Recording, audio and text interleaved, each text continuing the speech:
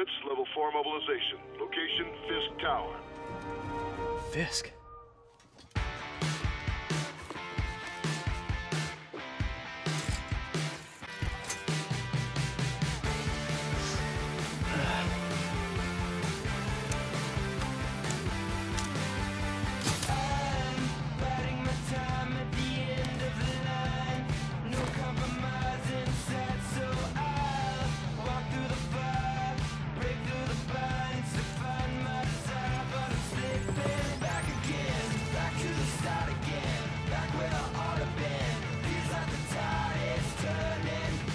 SWAT is 1084 at Fisk Tower. All units stand by. Warrant is en route.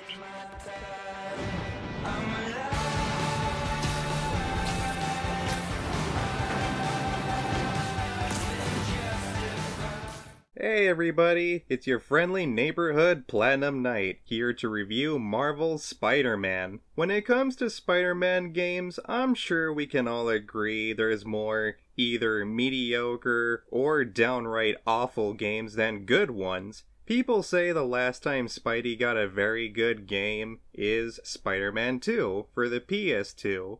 And I believe it because I remember watching my cousin play it when we were kids. There are other good games like Ultimate Spider-Man, Spider-Man Web of Shadows, and Spider-Man and Venom Max Carnage made by LJN, believe it or not. The last Spider-Man we got was The Amazing Spider-Man 2, based on the movie, and boy was it a piece of shit. So how's Spider-Man on the PS4?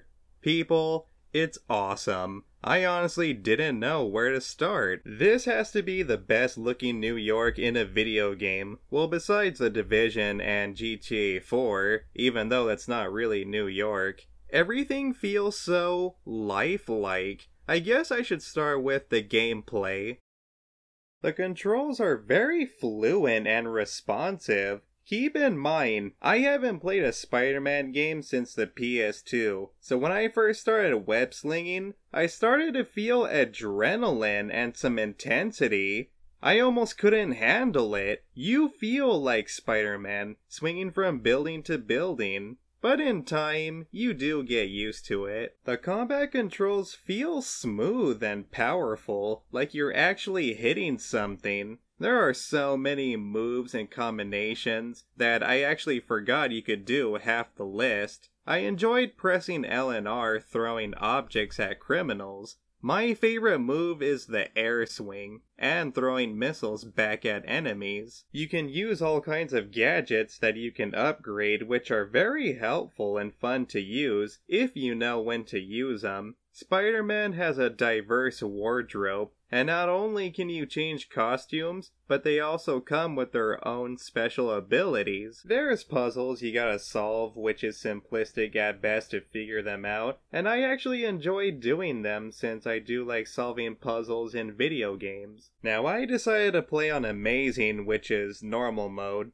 and I'm gonna tell you right now, you are gonna die a lot. So don't feel too bad because it's a Spider-Man game. Most of my deaths were from firearms. Even when I try to dodge them, I'm punching another enemy and don't have time, leaving me completely exposed. You have a skill tree. I recommend you get the skills that allows you to take weapons out of enemies' hands. There's regular perks that you can earn, but you only have 3 slots. There's so many collectibles you can find throughout New York City. I liked collecting the backpacks because Spider-Man gives you small trivias for each item inside, learning more about his past.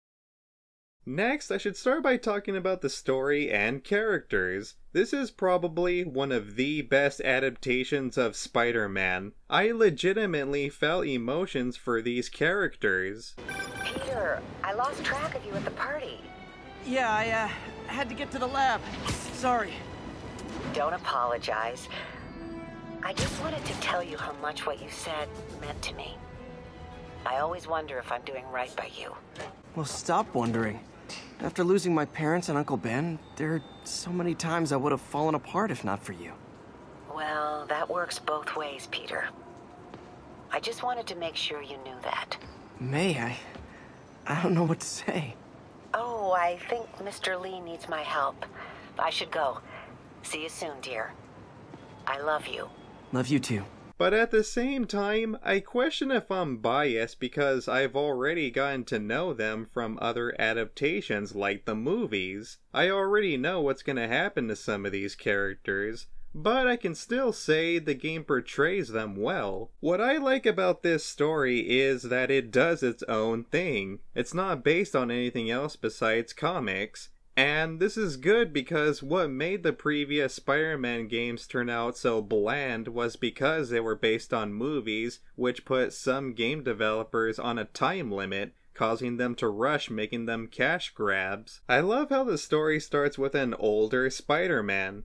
No origin, they just jump straight in. Peter Parker and Mary Jane already dated, Jameson is retired, Spider-Man and his villains already know each other, and of course we can't forget about Peter's biggest inspiration on why he does what he does. Hey, Uncle Ben. Miss you. Doing my best to make you proud. Kudos goes to Robbie Dameron. He does a phenomenal job playing as the voice of Spider-Man, and what's cool is not only does he play the voice of Spider-Man from the TV show, but he also played the voice of Shuya Ishida from A Silent Voice. Pretty interesting. Bottom line is, the story is touching. I ain't gonna spoil anything, but that ending is really sad. This is a really good start to make a franchise out of. Marvel should make another universe, the Marvel video game universe, something I wish Warner Bros. Would do with the Arkham series, as they've hinted they may make a Superman game. Another thing I like is how there are so many Easter eggs and references.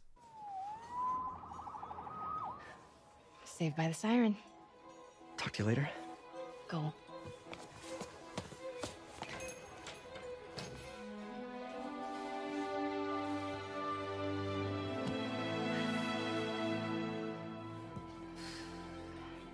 Love seeing you two together again. You always were my favorites. Okay, now it's time to get into some negatives, and to be honest, there's not a lot of bad things to say. The only complaint I have is there are some tedious missions. I don't like collecting pigeons, I don't like finding toy cats, and I admit there are some boring side missions, but you can say the same thing about any open world game. For the most part, everything else is well handled. A lot of people didn't like the Mary Jane and Miles segments. I didn't really mind, but I can see why some people would find them uninteresting and would want to go back to play as Spider-Man. I should probably talk about some controversies surrounding this game, because before this game came out there were some concerns. Screenshots leaked and some people noticed that there were missing puddles. This caused some people to believe it was downgraded, which started the hashtag Puddlegate. However, the developers themselves claimed that it was actually an upgrade, and I can confirm that the graphics look outstanding. And yes guys, the puddles are still there, it just depends what weather it is. But at the same time, I understand them, because gamers are getting tired of being lied to. Ubisoft is the main culprit. Gamers are tired of being shown amazing looking games only to come out and disappoint us looking nowhere near as good. So, as much as this was a little overly dramatic, I get it. And to be honest, it is a good sign that, yes, consumers aren't gonna deal with false advertising anymore. This also gave fanboys an excuse to hate on PS4, claiming this game was gonna suck. The Xbox fans are currently giving this low scores on Metacritic because it's exclusive and they're really upset. I've heard some Xbox and PC fans say, why has every Spider-Man released on every system except this one? Well, you gotta understand, this game was funded by Sony, it's their IP, and they gave it to a good developer that they own. This needed to happen in order to get a good superhero game instead of another cash grab. Spider-Man needed this time and budget. Insomniac makes great games, like the Ratchet & Clank series. Fanboys are gonna do what they're gonna do, and because of your loyalty in the Xbox brand and PC, you're missing out on great games on other platforms. It's okay to be a fan of something, but don't be ignorant about it, taking it out on good games. If you're really that upset that your console is lacking exclusive games, real exclusive games, then you're gonna have to show Xbox some tough love. Or better yet, just buy yourself a PS4. Alright, time for me to wrap things up. We've came a long way, all the way from the Atari 2600 to now. This is no Batman Arkham ripoff. I love how this game doesn't have microtransactions. This is a game I wish all games would be. Overall, Spider-Man on PS4 is amazing. I'm giving this game a 9 out of 10.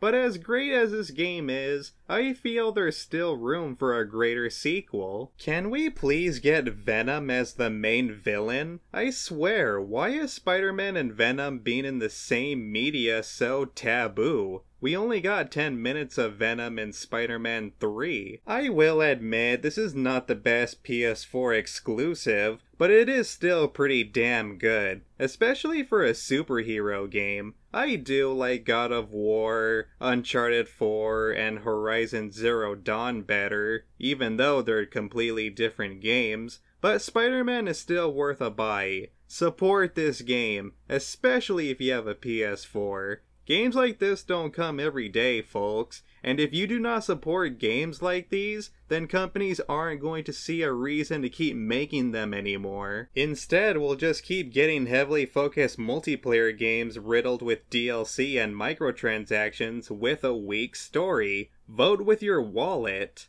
Well everybody, that's it for this review. Make sure you like and subscribe, and peace out everybody. Have a good one.